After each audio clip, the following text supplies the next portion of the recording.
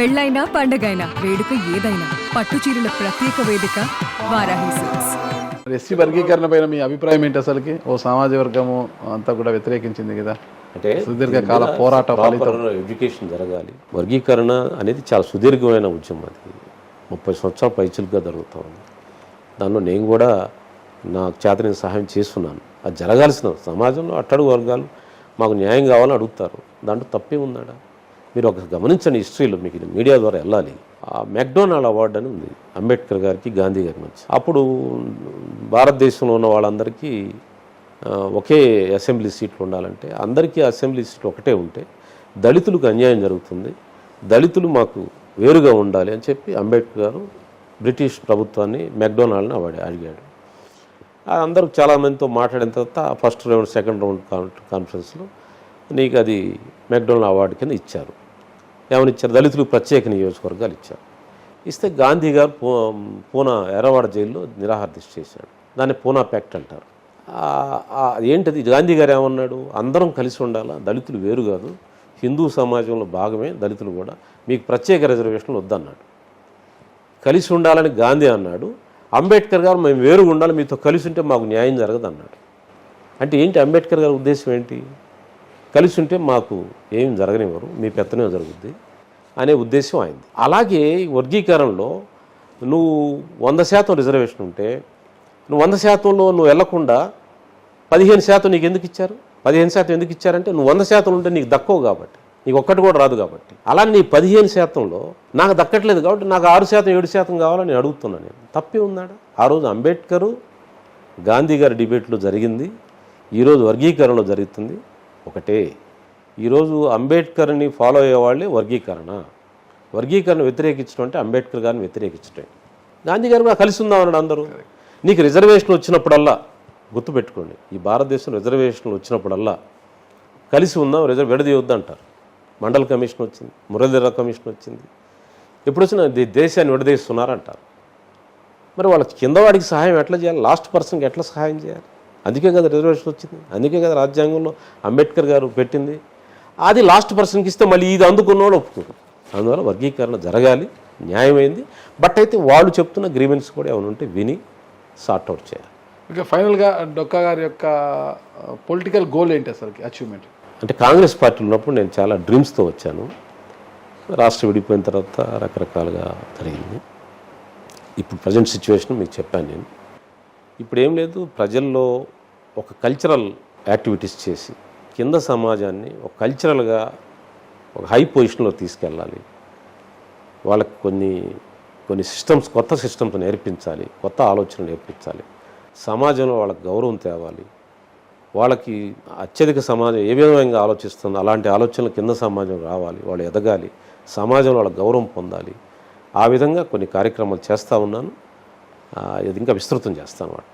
Okay, మీరు ఉస్మానియా యూనివర్సిటీలో లౌకికవాదం అనే టాపిక్ పైన పిహెచ్డి చేస్తున్నారు కదా, పూర్తయిందా థీసిస్ అంతా కూడా? థీసిస్ పిహెచ్డి సబ్మిట్ చేశానండి. చేసిన అది కొంచెం ప్రాసెస్లో ఉండగా మళ్ళీ విత్డ్రా చేసుకున్నాను. ఎందుకు? అంటే నా ఆలోచనలు కొంచెం మారాయి. మీ ఆలోచన మారిందా, వ్యవస్థ మారిందా? నా వ్యవస్థలో ఉన్న పరిస్థితులు మారాయా? లేదు, నా ఆలోచనలో మార్పు వచ్చింది. ఏంటి ఆ ఆలోచనలో మార్పు? ఆ టాపిక్ సెలెక్ట్ చేసుకున్నప్పుడే నాలో గాంధీ ప్రవేశించాడు. ఓకే, గాంధీ బాగా చదువుతాం, గాంధీ గారి ఆలోచనలు బాగా ప్రచారం చేస్తూ ఉంటాం.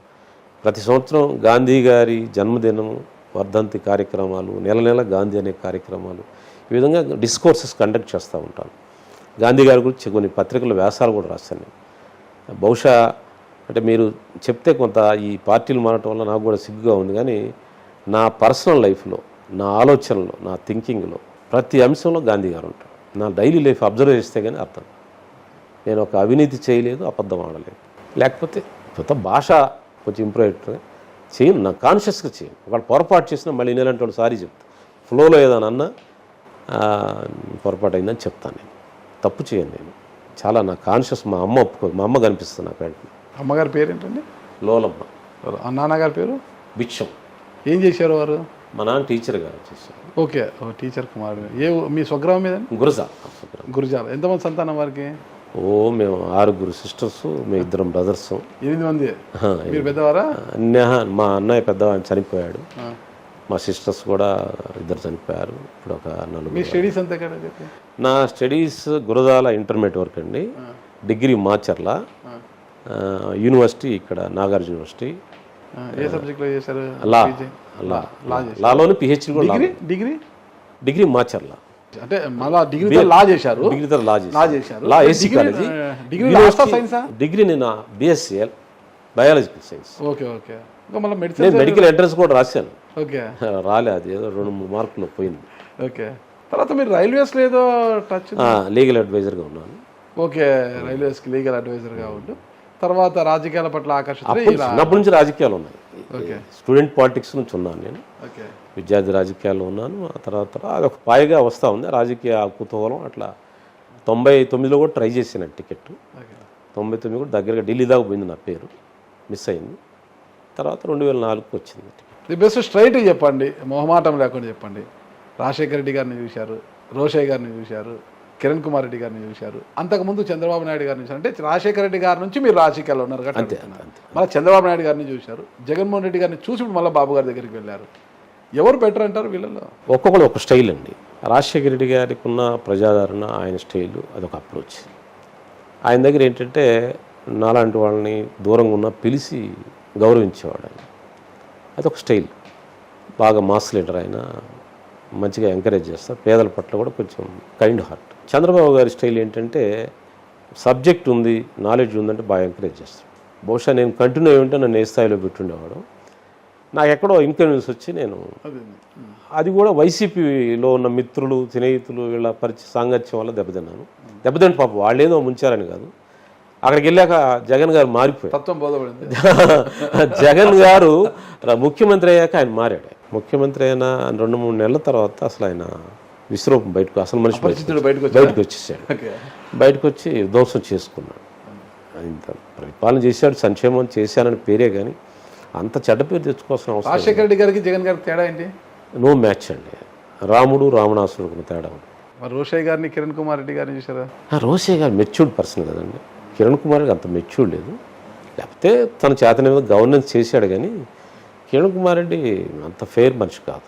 థ్యాంక్ యూ డొక్క మాణిక్య వసంత్ గారు. ఇప్పటికే అంటే ఒక మంచి నాయకుడిగా పేరు తెచ్చుకున్న మీరు ఇక మీదటైనా కండువాలు మార్చడం మానేసి స్థిరత్వం లేని నాయకుడు అన్న పేరు నుంచి మీరు తప్పుకుంటారని ఆశిస్తున్నాను. ఒక్క మాట, నా ఎజెండా మారలేదు. ఓకే. ఎజెండా మారలేదు. పూర్ పీపుల్ కోసం నేను చిన్నప్పటి నుంచి పనిచేస్తా ఉన్నాను. పేదల పక్షపాతిగా ఉన్నాను. నేను పేదల అభ్యున్నతి కోసం పనిచేస్తాను. నా ఆలోచన, నా ఎజెండా ఎట్టి పరిస్థితిలో మారలేదు.